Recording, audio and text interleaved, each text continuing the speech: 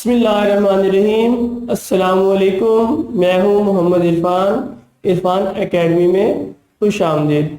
Students, आज हम discuss करेंगे यूनिट नंबर 3 और हमारे यूनिट का नाम है मोशन एंड फोर्स। तो इस कायनात के अंदर अगर हम मोशन की बात करें तो तकरीबन हर चीज़ मोशन में ही है। जैसे कि आप एटॉमिक लेवल पे भी चले जाएं तो एटम जो है वो मुसलसल वाइब्रेशन में होते हैं।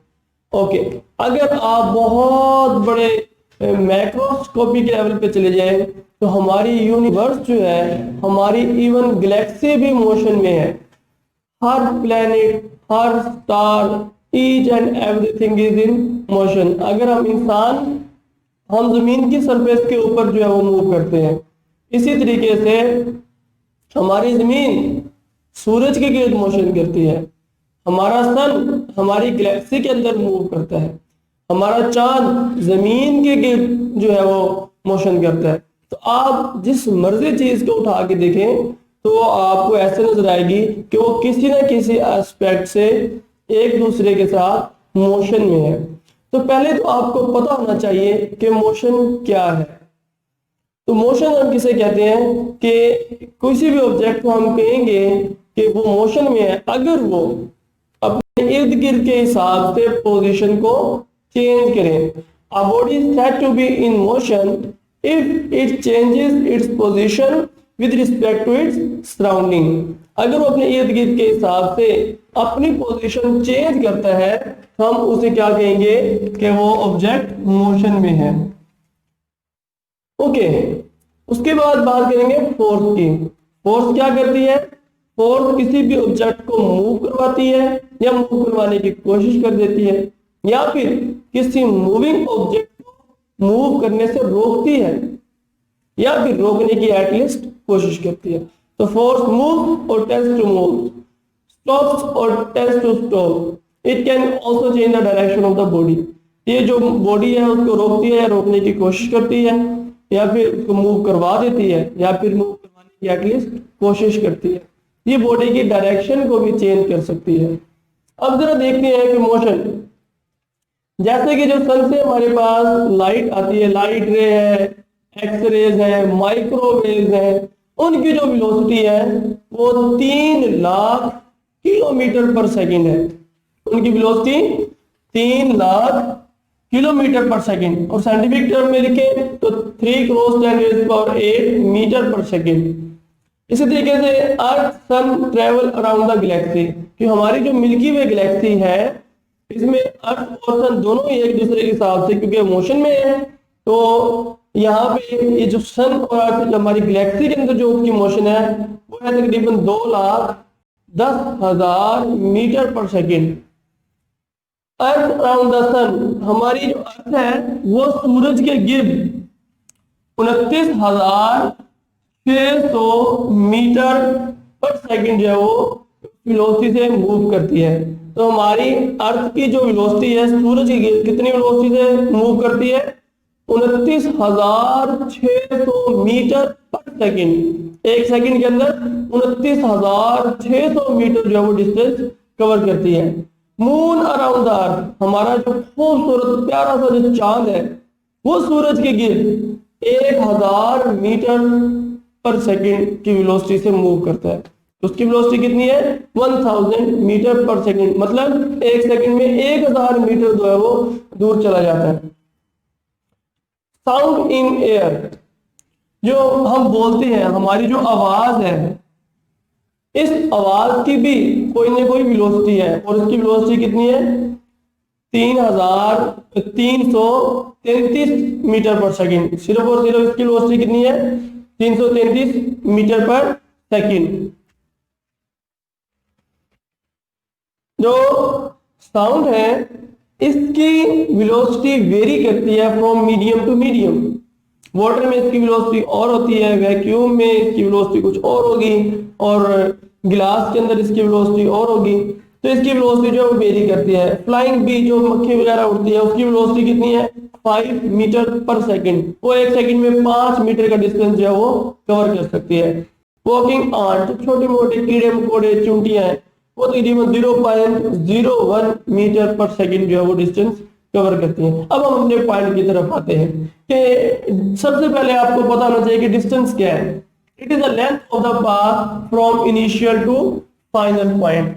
हमारे पास कोई भी पाथ है, मिसाल के तौर पर कोई भी एक इंसान है, बॉडी है जो कि यहाँ से चलना शुरू करता है पॉइंट ए से, और थोड़ी देर के बाद वो पॉइंट बी के ऊपर जाके रुक जाते हैं, दिस वन। अब जो इन दोनों पॉइंट्स के दरमियान जो पाथ है, जो लेंथ है, इस लेंथ को हम क्या कहेंगे, distance. The path between two points, ये है इनिशियल पॉइंट और ये है फाइनल पॉइंट, इन दोनों के दरमियान जो डिस्टेंस है उसको हम क्या कहेंगे, डिस्टेंस। फासले को डिस्टेंस कहेंगे। उसके बाद है जी डिस्प्लेसमेंट। जो डिस्टेंस है वो एक स्केलर क्वांटिटी है, डिस्प्लेसमेंट एक वेक्टर क्वांटिटी है। डिस्टेंस और डिस्प्लेसमेंट में फर्क सिर्फ इतना ही है कि डिस्टेंस ओनली क्या होता है, the length between two points. ये क्या है, displacement the shortest length between two points. दो पॉइंट के दरमियान कम डिस्टेंस को डिस्प्लेसमेंट कहेंगे। अब इसके लिए देखिए हमारे पास कोई भी टू वेक्टर्स हैं, कोई भी वेक्टर ए है और वेक्टर बी है। इसका जो टेल है ये शो करती है कि ये इनिशियल पॉइंट है, और इसका जो हेड है, एरो हेड, ये शो करता है कि ये इसका फाइनल पॉइंट है, और ये हेड, एरो हेड डायरेक्शन को भी शो करता है। जहां से इसकी टेल स्टार्ट होती है वहां से इसका मतलब ये इनिशियल मूविंग करना स्टार्ट हो गया, जहां पे खत्म होती है इसका मतलब वहां पे जो है इसकी एंडिंग हो गई है। अगर हम इसको R1 R2 से शो करें, अब अगर जो है इनको by head to tail rule add करें तो हम इसको कैसे लिख सकते हैं, R1 प्लस डी। हम इसको लिखेंगे R1 plus d which is equal to R2। Head to tail rule क्या होता है, ये फर्स्ट वेक्टर, ये displacement second vector, first vector का हेड सेकंड वेक्टर की टेल से ज्वाइन कर दिया, उसके बाद रिजल्टेंट वेक्टर ड्रॉ करेंगे तो क्या होता है, फर्स्ट की टेल से टेल और लास्ट के हेड से हेड ज्वाइन करेंगे तो ये रिजल्टेंट वेक्टर आ जाएगा विच इज इक्वल टू R2। यहाँ से अगर मैं डी निकालना चाहूँ तो डी हो जाएगा, ये प्लस हो जाएगा माइनस हो जाएगा, R2 माइनस R1। तो इस तरीके से जो है आप डिस्प्लेसमेंट फाइंड आउट कर सकते हैं। नेक्स्ट हमारा टॉपिक है वेलोसिटी। वेलोसिटी क्या होती है, the rate of change of displacement. Displacement में तब्दीली की शरह को वेलोसिटी कहते हैं। तो इसका फॉर्मूला होता है v is equal to d over t. ये वेलोसिटी एक वेक्टर क्वांटिटी है। अब हम बात करते हैं कि इंस्टेंटेनियस वेलोसिटी क्या होती है, the velocity at any instant of time. The velocity at any instant of time is called instantaneous velocity limit delta t approaches to 0। इसका मतलब ये कि उसी लम्हे at that instant, at that moment, at that spot, उसी लम्हे जो velocity होगी उसको हम क्या कहेंगे, इंस्टेंटेनियस वेलोसिटी। तो अब हम डिस्कस करते हैं कि एक्सेलरेशन क्या होता है। तो हम एक्सेलरेशन को डिफाइन कर सकते हैं, the time rate of change of velocity. मतलब वेलोसिटी में तब्दीली की शरह को एक्सेलरेशन कहते हैं और डिस्प्लेसमेंट में तब्दीली की शरह को वेलोसिटी कहते हैं। तो ये वेलोसिटी में तब्दीली की शरह को एक्सेलरेशन कहेंगे, the time rate of change of velocity. ये डेफिनेशन तो हमने पढ़ ली है, लेकिन इसकी एप्लीकेशन क्या है।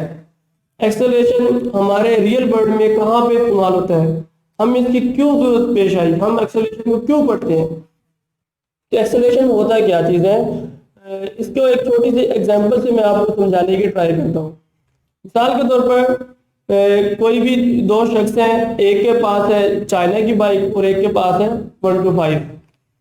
तो जो चाइना की बाइक है वो तकरीबन 1 मिनट में 60 या 75 की वेलोसिटी को जो है ना वो चूज कर जाती है, अप्रोच कर जाती है 1 मिनट के अंदर 75 को। लेकिन वही अगर 125 हो वो 30 सेकंड के अंदर अंदर 75 की वेलोसिटी को अप्रोच कर जाएगी। इसका मतलब क्या है, जो 125 है उसकी पिकिंग पावर ज्यादा है, उसमें उठाव ज्यादा है, उसकी पिकअप ज्यादा है। और जो चाइना की बाइक है उसका पिकअप, उसका उठाव जो है वो कम है। तो एक्सेलरेशन बेसिकली है क्या चीज, हम इसको सिंपल ये भी कह सकते हैं पिकअप, कि कितने इंटरवल में मैक्सिमम कितनी वेलोसिटी को जो है वो अटेन कर जाएगा, अप्रोच कर जाएगी, इसको हम कहते हैं एक्सेलरेशन। तो डिफरेंट गाड़ी के अंदर एक्सेलरेटर जो यूज होता है उसका यही काम होता है। जितना ज्यादा अच्छा एक्सेलरेटर होगा उसका मतलब ये है कि ये गाड़ी उतनी तेजी के साथ जो है वो जल्दी से अपनी हाईएस्ट स्पीड को अप्रोच कर जाएगी।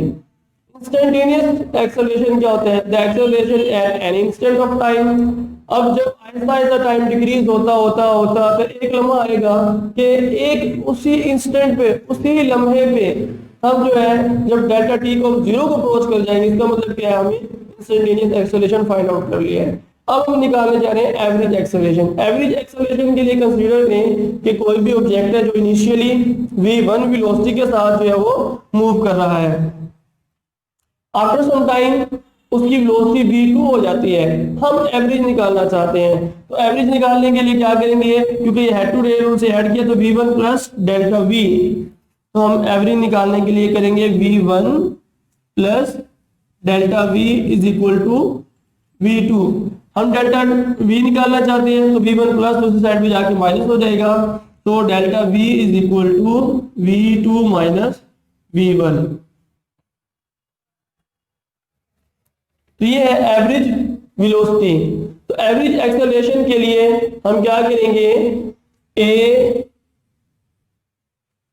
AV is equal to v2 minus v1 over del t, या इसकी जगह हम लिख सकते हैं v2 माइनस v1 की जगह डेल्टा v लिख सकते हैं, तो हम लिख देंगे यहाँ पे delta v over del T.